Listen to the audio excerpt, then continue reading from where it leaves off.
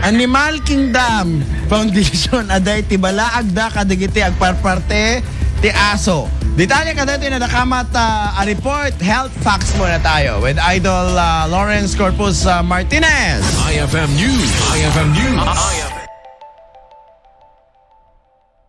Nagbalaag ti grupo nga Animal Kingdom Foundation kadagiti amin a kakailyan nga agparparti aglaklako ken mga ti karne ti aso nga isardeng dakuman iti illegal nga obrada dayto ket kalpasan ana ti liwda babaen ti entrapment operation iti baysa a lalaki iti barangay Karaitan Badok Ilocos Norte nga akto nga agparparti ti karne ti aso. Basar ti report ken naala ken kuana ti nasursurok 2 kilo a karne ti aso ken maysa nga aspin imbatad ni alias Marty ti Animal Kingdom Foundation manipod kapas Tarlac ket nakita dati post ti suspect nga dati caption na nga audobo gapo edi daytoy ket insigida ana tignay ti grupo dagiti CIDG ken ti Animal Kingdom Foundation anang kemmeg iti suspect idi malim kalman ket naipasa ti reklamo panagsalungasing ti Animal Cruelty Act of 1998 ken ni Rabies Act of 2007. Ang kaso pong kinakaharap po ng ating accused, Animal Welfare Act 8485 o ito po yung mga paglabag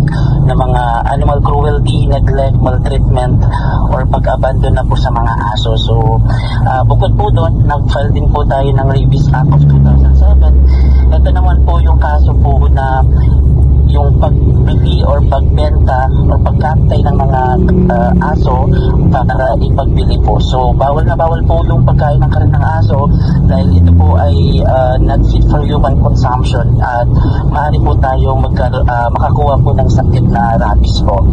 Inlayon ti Animal Kingdom Foundation ano adda ti makita da nga agparparti aglaklako ken mangmangan iti karne ti aso ket mabalinda a bisitaen ti FB page da. Para iti IFM News, Idol Lawrence Martinez, Tatak, RMN.